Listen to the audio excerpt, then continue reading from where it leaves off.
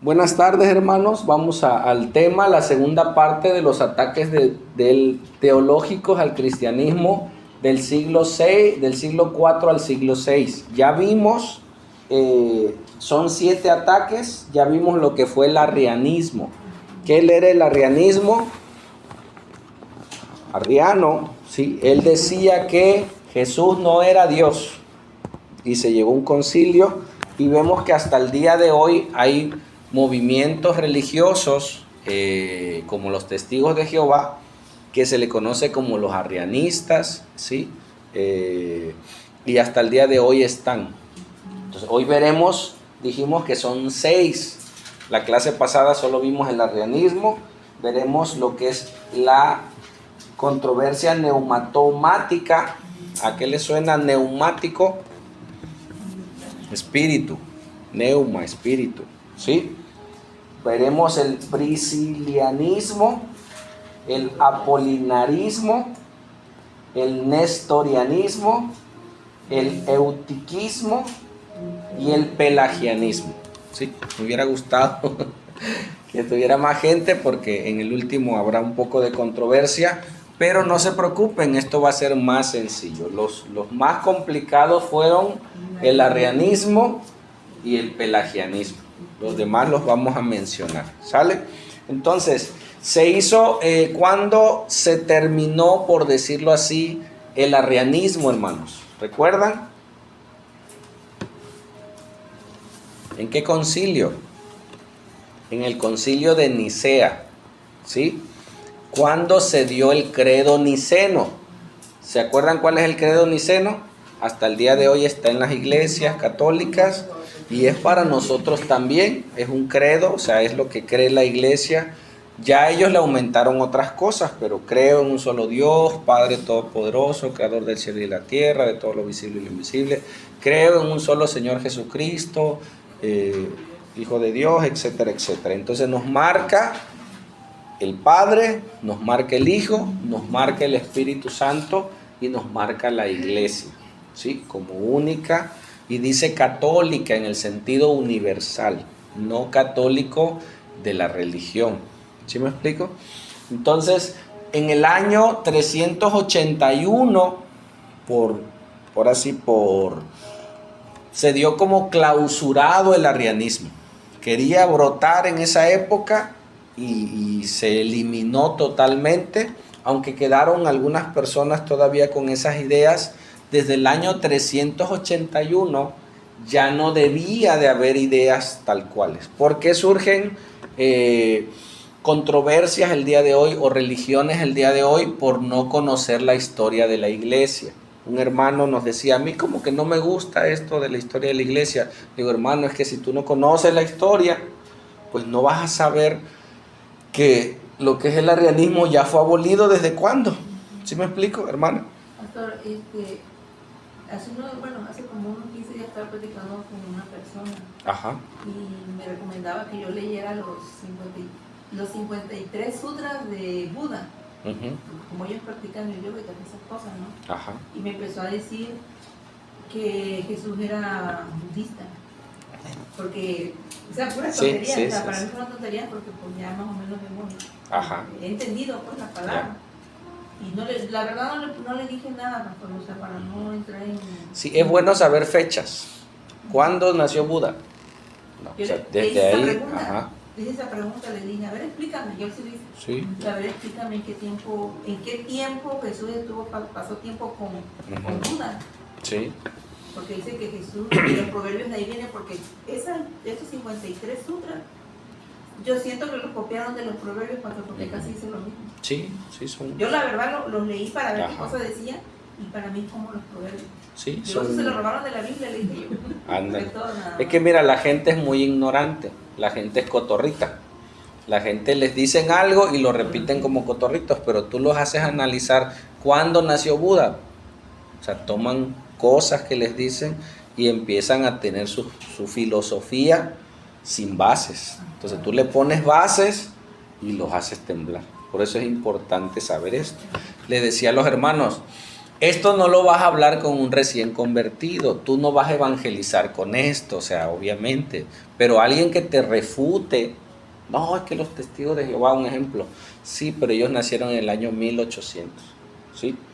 Y esa ideología de los testigos de Jehová ya fue abolida en el año 481 por Arriano. Entonces tú les metes fundamento histórico, no saben qué decir, ¿no? Pero bueno, vamos a avanzar. Entonces, después del arrianismo, miren, ¿qué decía el arrianismo? Que Jesús no es Dios, que es un ser creado, lo que dicen los testigos de Jehová, ¿sí? Surgió los neumatómicos. Tú vas a decir, ¿qué es neumatómico? Aquel que está en contra del Espíritu Santo. Ese es un neumatómico. Entonces, Macedonio de Constantinopla, ¿sí?, estuvo a la par con aquellos que estuvieron en el concilio de Nicea, pero él se fue ahora al extremo, por decirlo así. Él dijo, ok, Jesús sí es Dios, ¿no? Nosotros creemos que Jesús sí es Dios, pero el Espíritu Santo no. O sea, también se equivocó.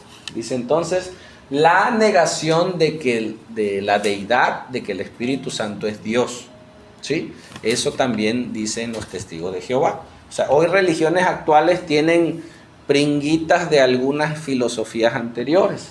Dice, Macedonio de Constantinopla aprovechó la controversia arriana. ¿Cuál fue la controversia arriana? Que Jesús no es Dios, para que vaya quedando en nosotros, ¿sí? Que fue un ser creado. Para afirmar que Cristo sí era Dios. Él dijo, ok, sí estoy de acuerdo, pero el Espíritu Santo no. O sea, por eso eran los concilios, para llegar a esos acuerdos y que la iglesia no se siguiera contaminando. Según él, ¿sí? ¿Según quién? Según Macedonio, ¿sí? Según él, el Espíritu Santo era una creación del Hijo y por lo tanto inferior al Hijo y obviamente inferior al Padre. A quienes siguieron su teología se les llamó macedonios o neumatómicos. ¿Qué significa neumatómico? Enemigos del Espíritu. Sí, eso es neumatómico. Y fueron sancionados como herejes en el concilio de Constantinopla del 381 junto con los arrianos. ¿Sí? Y ahí terminó esa ideología que todavía sigue surgiendo en algunas religiones. Ellos piensan que el Espíritu Santo, ¿qué es para los testigos de Jehová? Una fuerza activa. O sea, ¿te das cuenta?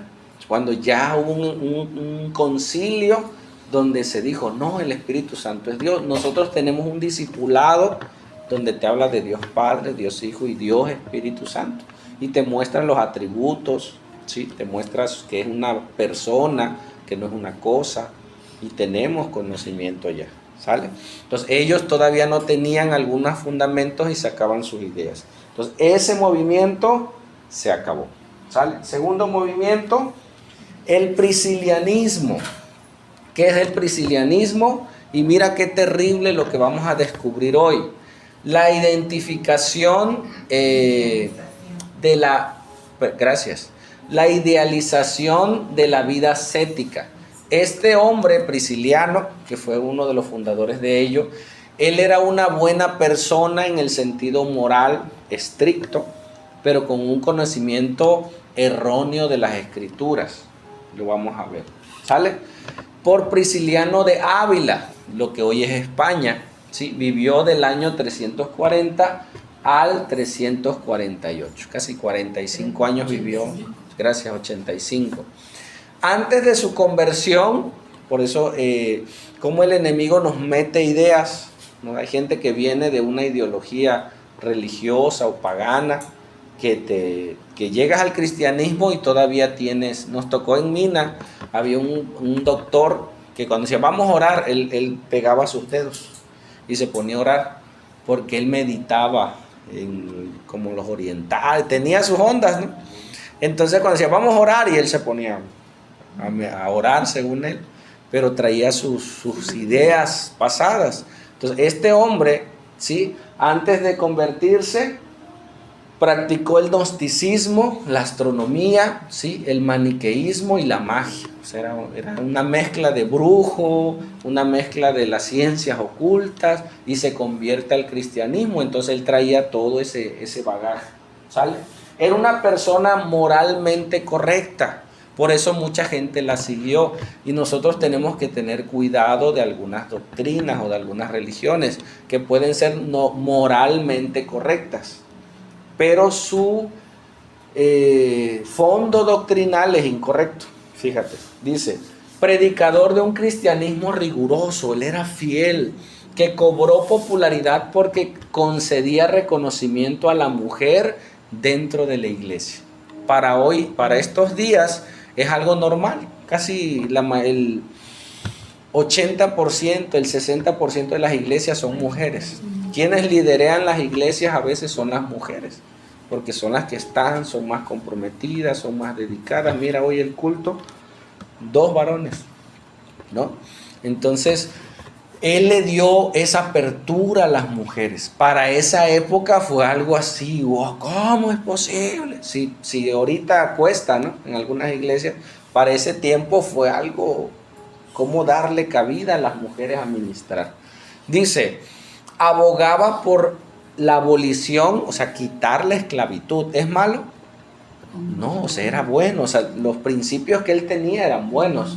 Dice, abogaba por la abolición de la esclavitud, rechazaba la unión entre el Estado y la iglesia, porque ya la iglesia, en ese periodo de la supremacía, comenzó a hacer el amaciato, ¿sí?, entre la religión, entre los sacerdotes, con los emperadores.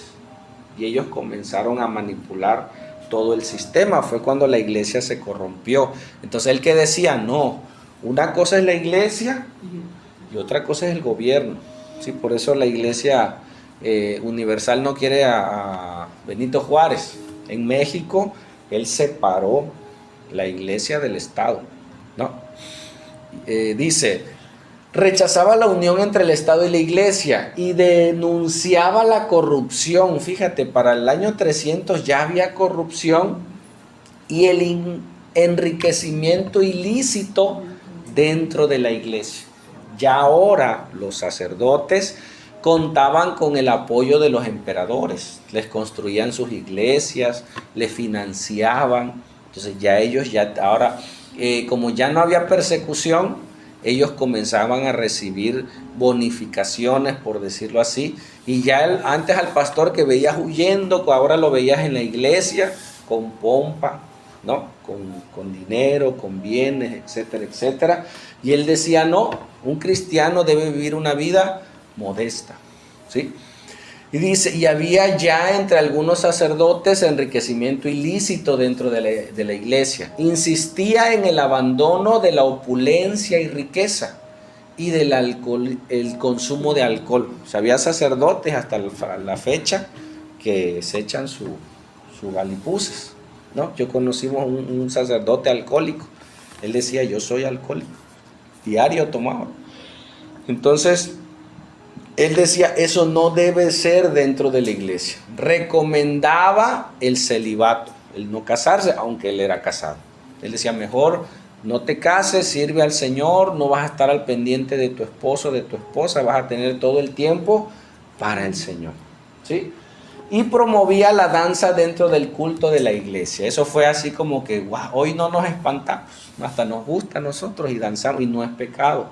Pero para esa fecha era algo, ¿cómo vas a danzar en la iglesia?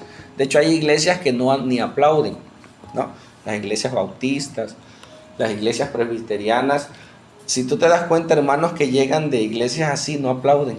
O sea, ellos llegan al culto y están, porque así se acostumbraron. ¿Sí me explico? Entonces, el ver una iglesia danzando en esa época, ¿cómo se espantaban, ¿no?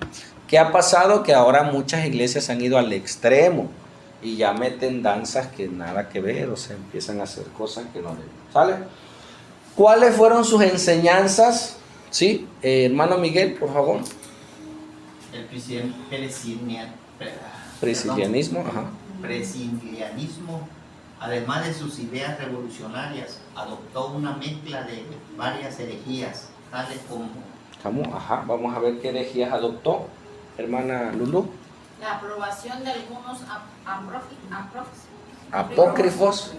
dentro del canon. Amén. ¿Cuál fue uno de los primeros errores que ellos, este hombre Prisciliano, tomó? Ya se había establecido el canon, ¿sí? O sea, ya estaba. Bueno, él tomó escritos no canónicos y los metió dentro de su estudio. Primer error, ¿no? Otro punto, hermana Areli. La negación de la Trinidad y defensa del modalismo sabeliano. Amén. ¿Cuál es el modalismo? Que Dios, que es uno, se presentaba o se presentó en la Biblia en 3 etapas. O sea, en el Antiguo Testamento se presentó en modo Dios, ¿sí? Luego vino en forma de Jesús y era modo Jesús, pero ya Dios Padre no estaba, ahora estaba en modo Jesús. Se va y ahora está en modo Espíritu Santo.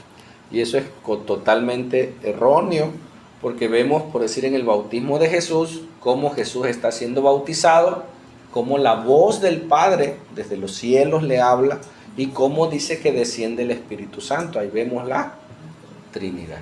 Lo vemos en la creación. Dice que Dios creó los cielos y la tierra, habló, Jesús es el verbo y el Espíritu Santo se movía sobre la faz de las aguas. O sea, la Biblia, el término Trinidad no está en la Biblia como tal, pero sí el concepto, ¿sale? Y ellos decían, no, solo es un Dios, ¿sale? Karina. Negación de la encarnación de Cristo, docetismo. Amén. Sí, que Cristo no fue humano totalmente, ¿sí? Y eso es terrible, porque si no fue humano, entonces ¿cómo pagó por nuestros pecados? No. Siguiente. Hermana Gaby. El 4. Ajá. Celebrar la cena del Señor con leche en lugar de vino y uvas en lugar de pan. ¿Por qué creen? ¿Cómo? Porque él tomaba. No, él leche en lugar de vino.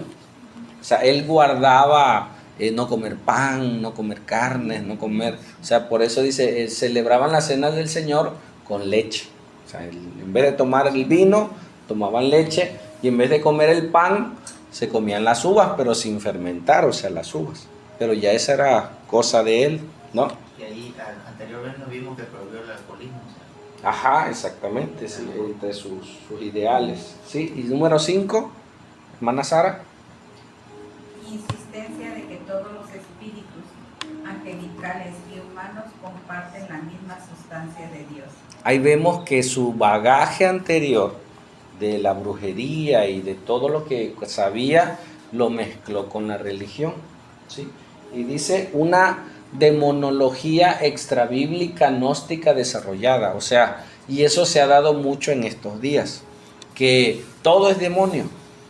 Tal hermano está en pecado, tiene un demonio de adulterio, vamos a ministrarle ese espíritu de adulterio, y todo es demonio. O sea, él manejó ese tipo de demonología.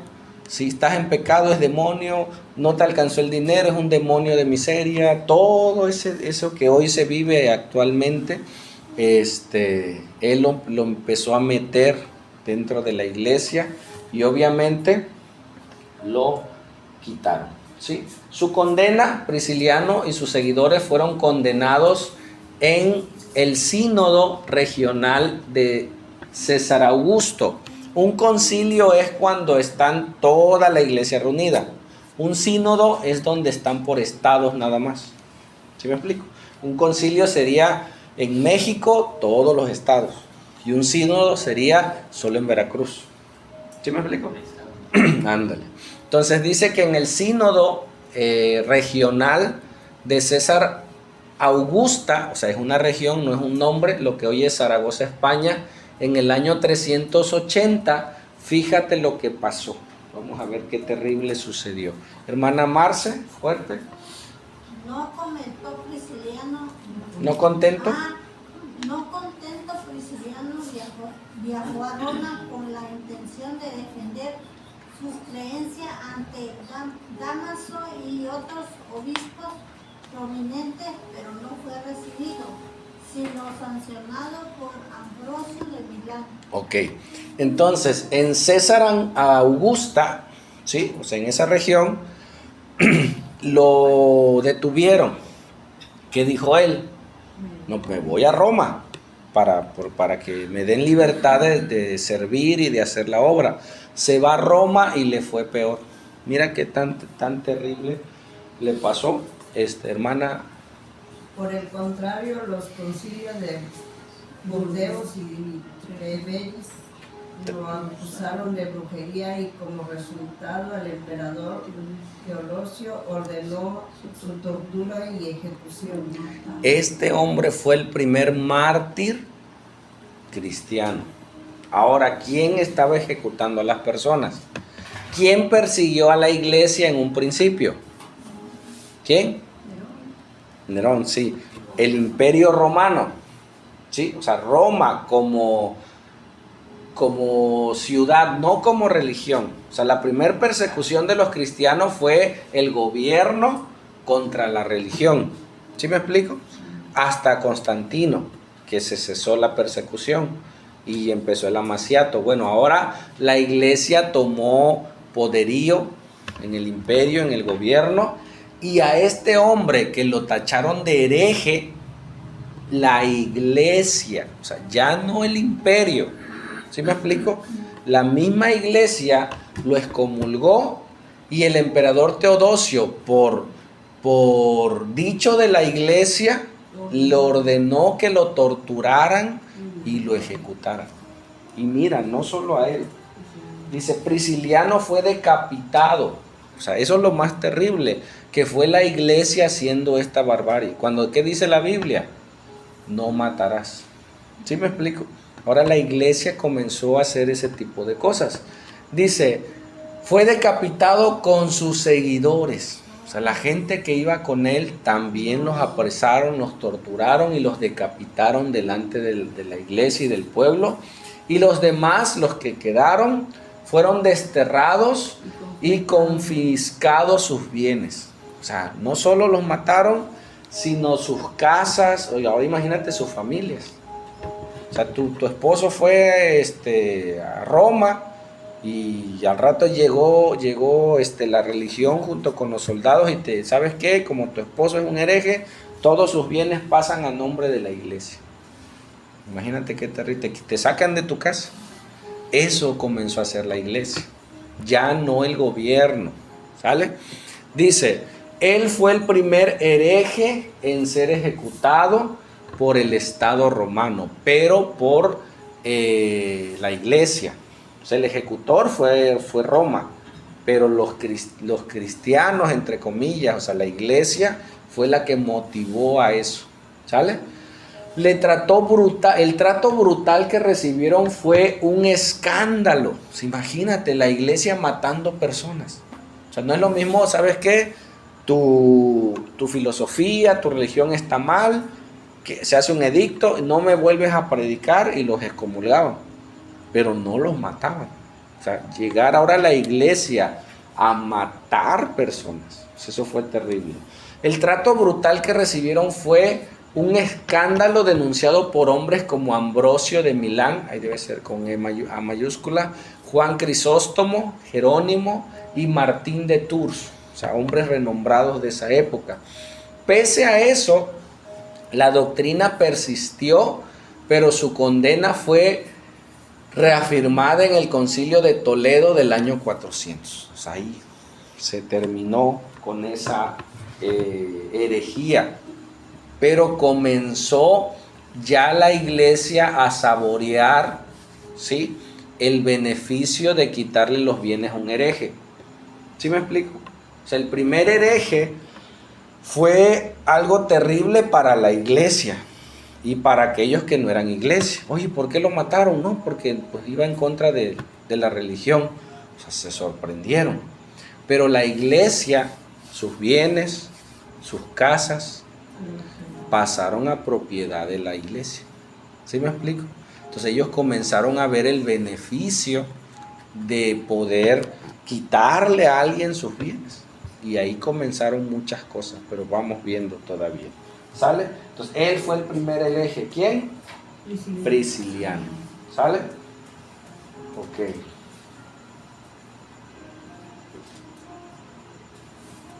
Y ahí terminó. Vamos al otro, es apoliniarismo, ¿sí? Por Apolinar de la Odisea. ¿Qué es el apoliniarismo? La negación de la humanidad de Cristo. Ahora vamos al otro extremo. Este Apolinar, ¿sí?, fue amigo de Atanasio. ¿Quién fue Atanasio? En el concilio de Nicea, Atanasio fue el que debatió fervientemente con Arrio. Y él estuvo con él, fue amigo de Atanasio y se unió en la lucha contra el arrianismo. Pero por defender la deidad de Cristo, Apolinar se fue al extremo opuesto de negar la humanidad de Cristo. O sea, Cristo es Dios, sí, pero es tan Dios que no fue humano. ¿Sí me explico? O sea, nosotros entendemos que Cristo se hizo hombre de carne y hueso como nosotros. Sufrió, lloró, tuvo hambre, ¿sí? ¿Qué más? Como humano, tuvo sed. ¿Sí me explico? O sea, él vivió en carne todo lo que un humano normal. Él fue 100% humano y 100% Dios. Entonces él dijo, sí es Cristo Dios, pero no fue humano. Y eso es grave, porque si no fue humano, un hombre murió y un hombre pecó y un hombre obedeció. ¿Sí? O sea, la salvación de Cristo fue porque murió como hombre. Él no murió como Dios para redimirnos de nuestros pecados. Así es. Pero Él pagó como hombre. ¿Sí? Él afirmó que el Verbo eterno tomó carne humana, pero no una humanidad completa. Es decir, el Logos, ¿sí?, el Dios divino, sustituyó el alma humana dentro del cuerpo físico de Jesús. O sea que Jesús era hombre y cuando fue bautizado tomó esa esencia de Dios y dejó de ser hombre. O sea, él se fue a otro extremo. Y eso se enseñaba en esa época. ¿Sí, hermano Miguel? La implicación de esto es que el sacrificio de Jesús no habría sido eficaz por los pecados, pues no asumió su lugar de manera plena. Amén. Dicho de otras palabras, si Él no murió como hombre, entonces su sacrificio no valió, porque un hombre tenía que morir por el pecado de todos. Como no había ningún hombre santo, Él tuvo que venir del cielo, hacerse hombre y morir, ¿no? Por eso ese fue el error gravísimo de esa ideología de que Él no era Dios. Esto le valió ser condenado como hereje en el concilio de Constantinopla también, ¿sí?, en el año 381, y ser desterrado en el 388 por orden del emperador Teodosio, ¿sí? Y fue el que fue quitado. Pues ese es el apolinarismo, ¿sale? Vamos con el siguiente. Nestorianismo. ¿Qué es el nestorianismo? Es la negación de que Cristo tuvo una sola personalidad. ¿Sí? Ese está medio complicado, pero es como los medium. No sé si fueron alguna vez a un brujo o algún medium que el espíritu se le mete y habla el espíritu por boca de ellos. Bueno, más o menos así es la idea que tenía Nestorio. O sea, que las dos personalidades estaban en Jesús y de repente era Dios y de repente era Jesús, ¿no? Que tenía doble personalidad. Es la negación de que Cristo tuvo una sola personalidad. Nació en Alejandría, donde llegó a ser obispo. Él dijo que Jesús era un hombre en el que Cristo divino llegó a habitar. De modo que en Jesucristo vivían dos personas, una divina y otra humana, que se pusieron de acuerdo para funcionar como una sola. Es lo que dicen luego los medios, ¿no? Es que va a venir el doctor. Bueno, ustedes no han vivido eso, pero en las religiones de Jesús, María y Elías, sus líderes son mediums y se les mete supuestamente un doctor que es un demonio y te cura y te hace y muchas locuras, pero son demonios. Entonces él tomó esa idea de que Jesús Dios se metía en él y hablaba, y al rato era Jesús normal. Esa es una total herejía. ¿Sale? Dice que operaba, ¿no? Ajá, también los medios te operan, a mí me operaron según del corazón, y te digo, pues yo sé de eso. Ya después renuncié a todo eso, gracias a Dios, renunciamos a esto. Dice, como resultado de esto, Nestorio y sus seguidores afirmaban que María fue solo madre de Jesús hombre, ¿sí? Mientras que sus oponentes decían que María fue madre de Dios. O sea, nosotros entendemos que Jesús fue madre de Jesús en la tierra, ¿sí? Y que Jesús es Dios. Entonces ellos decían, María es madre de Jesús, pero el Jesús hombre, no el Jesús Dios, es lo que ellos decían. La controversia no giraba en torno a María, sino en torno a la naturaleza de Cristo.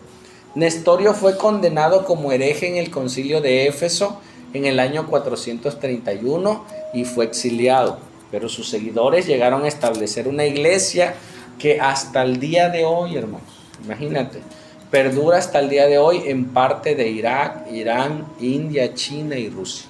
Y tienen esa idea y tienen esas posturas de que se les mete el Espíritu, se les mete Dios y habla a través de ellos y etcétera, etcétera.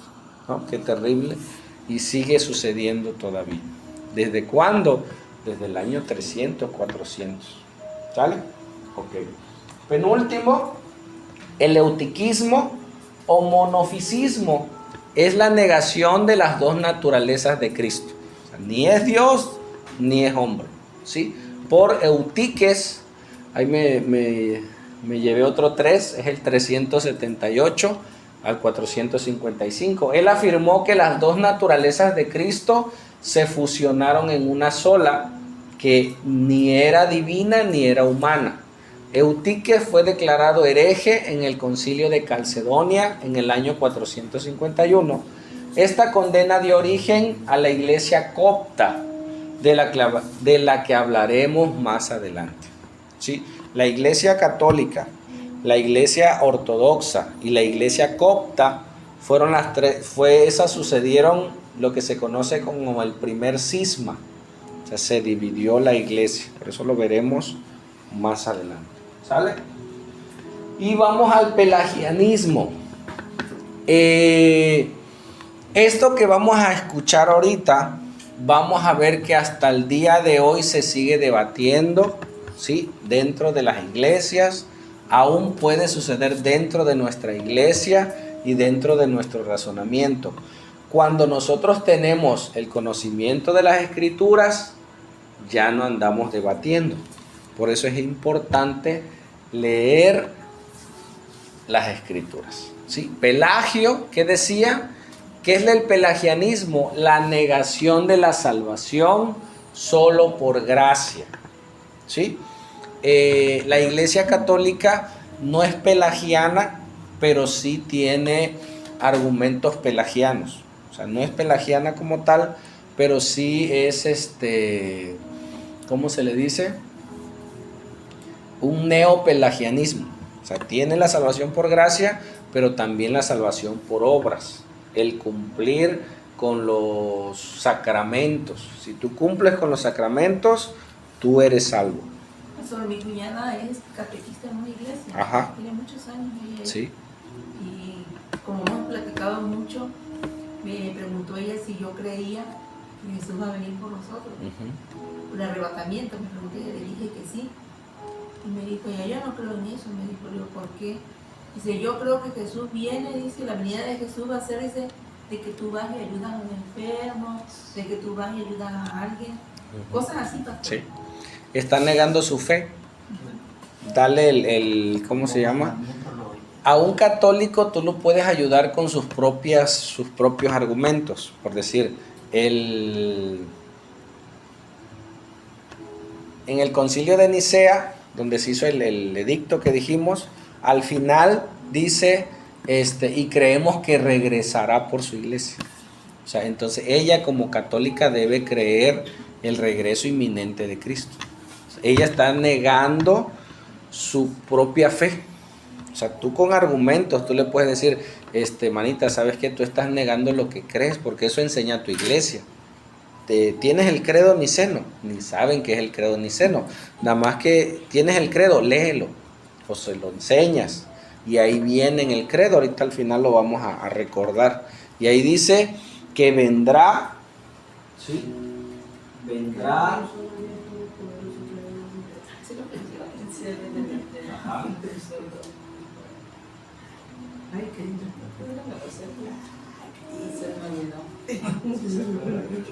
¿Alguien que se lo sepa? ¿Cuál es el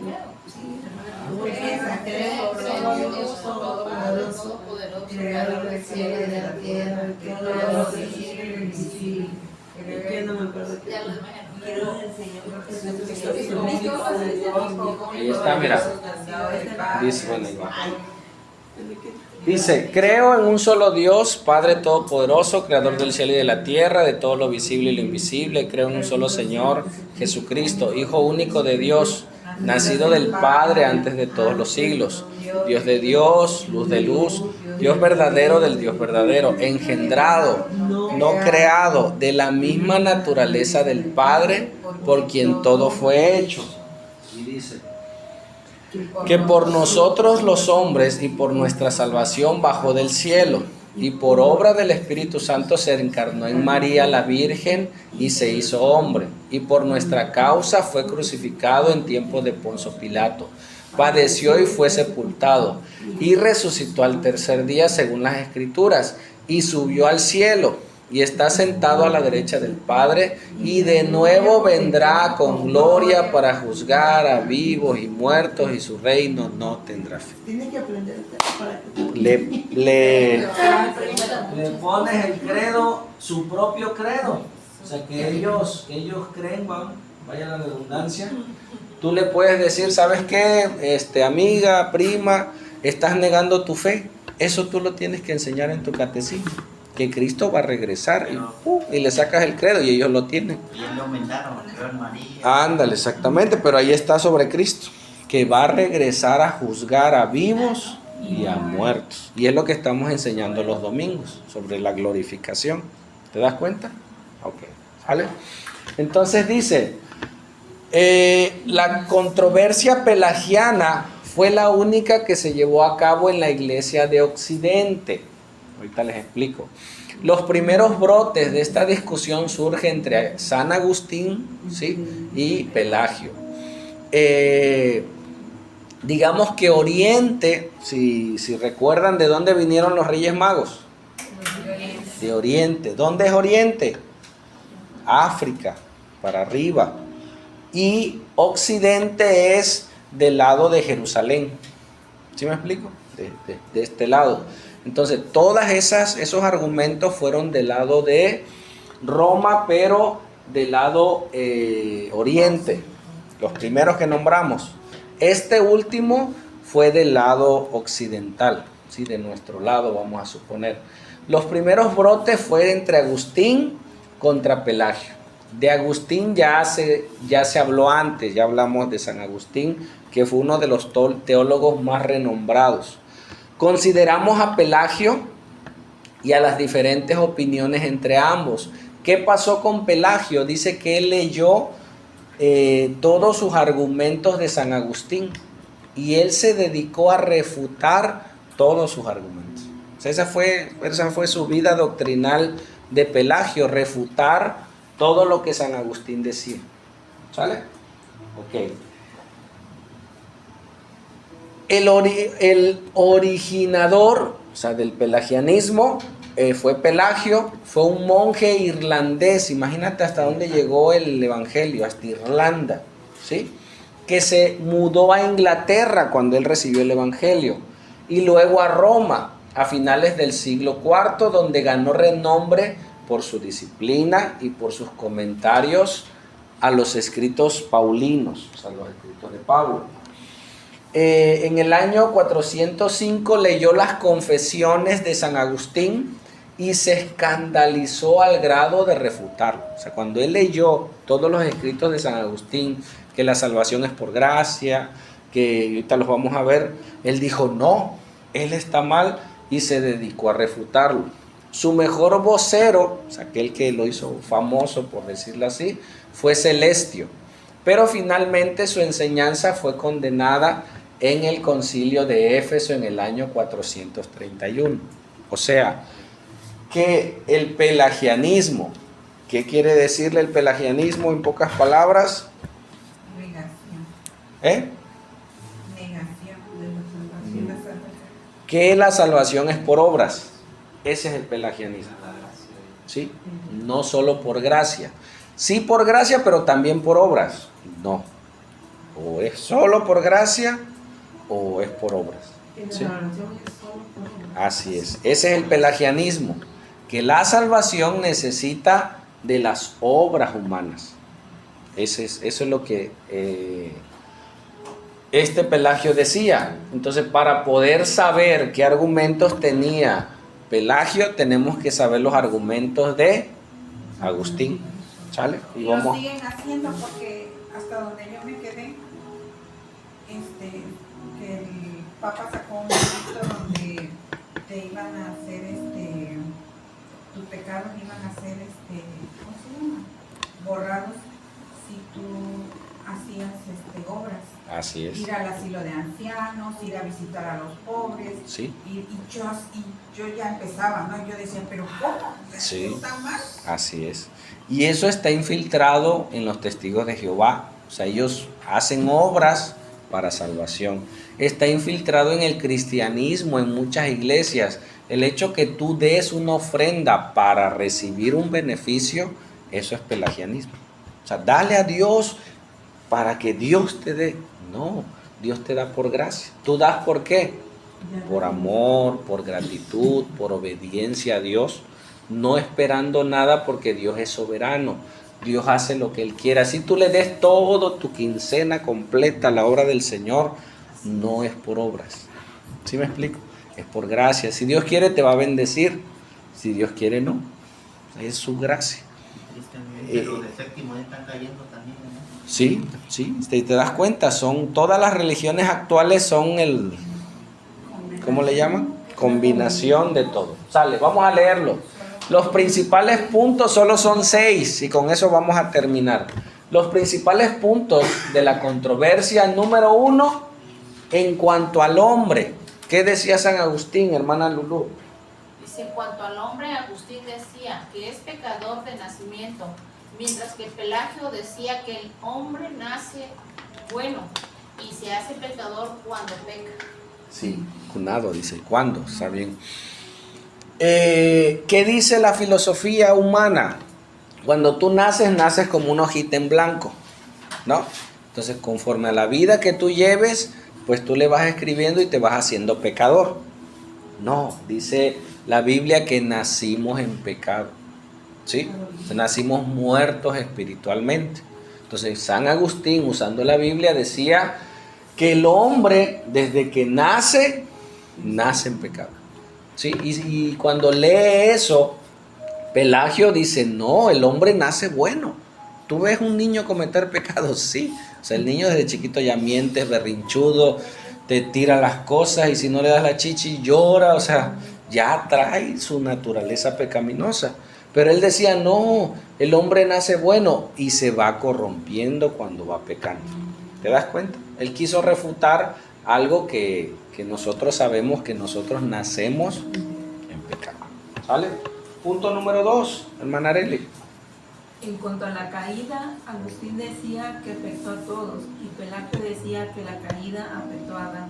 Así es. O sea, cuando pecó Adán, dice la Biblia que el pecado entró por un hombre y por el pecado la muerte, y así la muerte pasó a todos los hombres, eso dice la Biblia. Entonces Pelagio apoyó más los argumentos de Agustín en su filosofía, no en la Biblia. ¿Sí me explico? Él dijo, bueno, sí, el que pecó fue Adán, y ese pecado nada más le afectó a Adán. Nos afecta a nosotros cuando nosotros pecamos.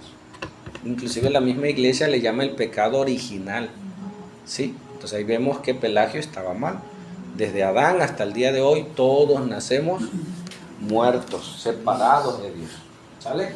Otro punto, hermana Karina. En cuanto al pecado, Agustín decía que es una naturaleza en el hombre, pero Pelagio decía que es un acto de la voluntad.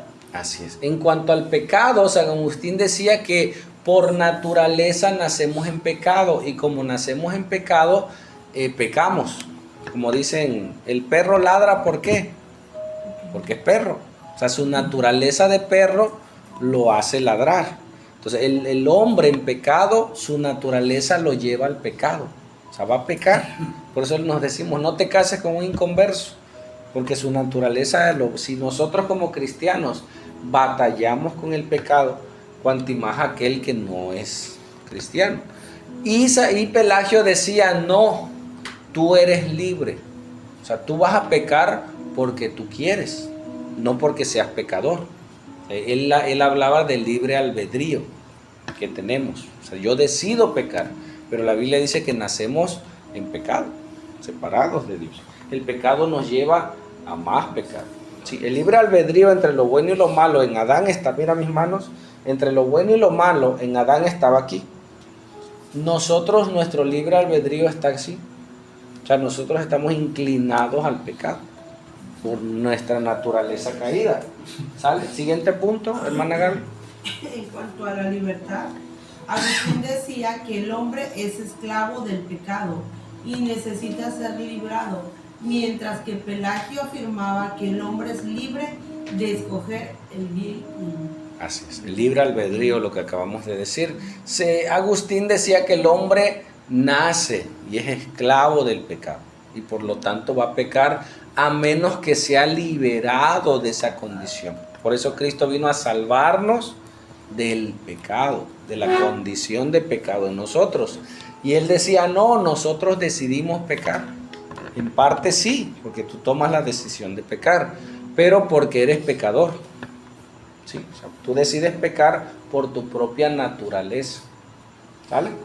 Y ahí estaba la controversia. 5, hermana Sara. No, en el 4. No leímos el ya, cuanto a la libertad, ya. Sí, el 5. En cuanto a la gracia, Agustín dijo que es completamente necesario e irresistible, pero Pelagio decía que no era indispensable, que el hombre podía contribuir con sus propias obras. O sea, para ser salvo, tú necesitabas la gracia de Dios, el sacrificio de Cristo. ¿Sí? Dice, completamente necesario, irresistible, indispensable. Nosotros necesitamos de su gracia, porque Él pagó por nuestros pecados.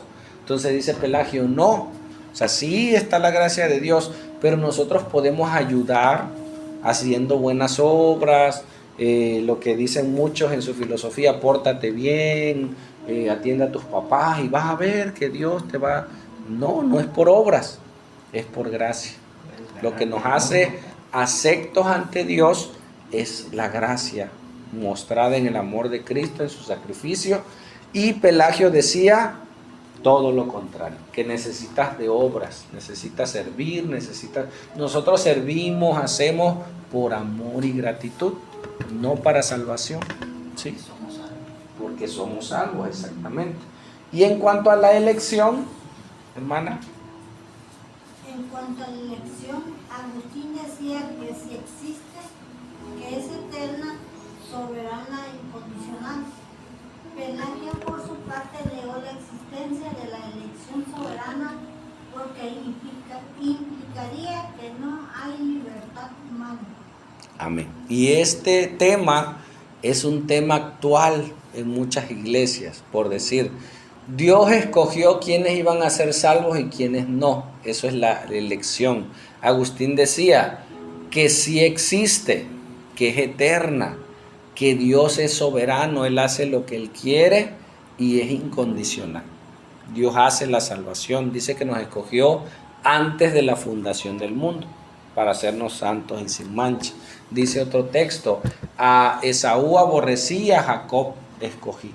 O sea, Dios escoge, dice la Biblia, no me escogiste vosotros a mí, le dijo Jesús a sus discípulos, yo los escogí a vosotros para que vayáis y llevéis fruto y vuestro fruto permanezca. O sea, Dios nos escoge, ¿sí? Y Pelagio decía no, negó la existencia de la elección soberana, porque implicaría que no hay libertad. O sea, uno escoge seguir a Dios o no. ¿Sí? Y hasta el día de hoy hay esa controversia, ¿no? Nos podríamos echar un round en ese tema. Entonces, hubo esa controversia y ya se abolió. ¿Cuándo dijimos? Ahí está. En el concilio de Éfeso en el 431. Dijeron, no, Pelagio está mal y creemos lo que Agustín dice. Nosotros creemos lo que Agustín dice. No, nosotros creemos lo que la Biblia dice. Nosotros no somos agustinos, ¿sí? Nosotros no somos arrianistas, nosotros somos cristianos. Creemos lo que la Biblia enseña. ¿Sí me explico? O sea, no tenemos que tomar una postura de algunos. Soy luterano porque Lutero. No, somos cristianos, somos cristocéntricos, somos bíblicos. Y ellos tomaron una parte de la Biblia y la hicieron una doctrina. No, nosotros tenemos todo el consejo de Dios para hacer. ¿Sale? Por último, solo les comento esto, que es el enlace al otro tema. Dice, las grandes controversias llegaron de la mano con una creciente estructuración jerárquica dentro del seno de la iglesia, que terminó consolidando en el papado que ahora conocemos. O sea, está el Papa, están todo eso comenzó a surgir ya en la supremacía. ¿Quién va a ser ahora el líder de la iglesia? Y empezaron a pelearse los ortodoxos con los católicos, y hubo una división, ¿sí? Y establecieron su jerarquía. Los detalles de esto se abordarán en el próximo capítulo. Ahí le puse mal, tuve algunos errores de ortografía, ¿sí? Y vemos cómo estas herejías ya se trabajaron, ya se establecieron. Nosotros tenemos documentos, ¿no?, donde ya se abolieron, pero al día de hoy hay manchas de todas esas ideas, ¿sí? Por eso nosotros somos cristocéntricos, tenemos que tener argumentos, como ahorita, si la hermana Arely le sacas el credo, ahí te la llevo, y la gente al rato se pone a estudiar, cuando tú tienes conocimiento, no solo de las escrituras, sino de la historia de la iglesia, inclusive la historia de alguna religión, ¿no? ¿Quién la hizo? Por decir, de los mormones, toman como mártir a John Smith, porque él murió, pero él murió, no murió, lo mataron. ¿Por qué? Por promiscuo. Era ¿mande? Era un masón. Ajá, y aparte él creía en la poligamia. Entonces, de hecho, los mormones están divididos. Están los mormones que no son polígamos y están los mormones que son polígamos. O sea, ellos tuvieron su división, su sesgo. Por eso decía un pastor, cuidado con esos güeritos, dice. Esos güeritos son tremendos, vienen acá y tú no sé, pues bien jóvenes, solos, ¿no? Entonces tienen sus feromonas ahí. Entonces tengan cuidado. El punto es que al conocer la historia y al conocer el trasfondo de una religión, cuando tú llegas a una iglesia, tú entras a cualquier religión, cantan a Dios, cantan al Espíritu Santo, pero no sabes su trasfondo espiritual o doctrinal. Eso es importante que nosotros sepamos, ¿sí? Hay muchas iglesias cristianas que son unitarios, aquellos que bautizan solo en el nombre de Jesús. O sea, ellos tienen ideologías de esa época, ¿sí? De que nada más Jesús es Dios, Jesús es el Padre, Jesús es el Hijo y Jesús es el Espíritu Santo. Y son iglesias cristianas pentecostales, ¿cómo le llaman? Creo que las asambleas de Dios también son unitarios, los apostólicos creo que también son cristianos. Y tú vas a una iglesia apostólica pero no sabes el trasfondo. Entonces es importante saberlo. ¿Sale? ¿Alguna pregunta hasta aquí para terminar? No, vámonos, pastor. Vamos a orar. Padre, gracias, Señor. Gracias porque tú nos das este conocimiento, Dios, para que sepamos dar razón de nuestra fe. Sepamos cómo a través de la iglesia pusiste hombres llenos de tu Espíritu Santo y de conocimiento de las Escrituras para darnos razón de fe. Y ya tenemos hoy muchos argumentos, no para pelear con la gente, no para debatir cosas absurdas, sino para tener argumentos sólidos y enseñar a la gente que el único Salvador es Cristo, que la religión no salva, que las obras no salvan, que la única fuente de salvación es Jesús. Gracias, Jesús, por el sacrificio tan grande que hiciste por nosotros, porque ahora podemos tener el deseo de servirte, de anhelarte, de predicarte a aquellos que no te conocen, papá. Y sabemos que un día regresarás por tu iglesia y juzgarás a los vivos y a los muertos, Señor. Gracias, papá, por el empeño que ponen mis hermanos de venir a estudiar tu palabra. Gracias porque tú eres bueno. Gracias porque tu misericordia es buena cada día, Padre. En el nombre de Jesús. Amén.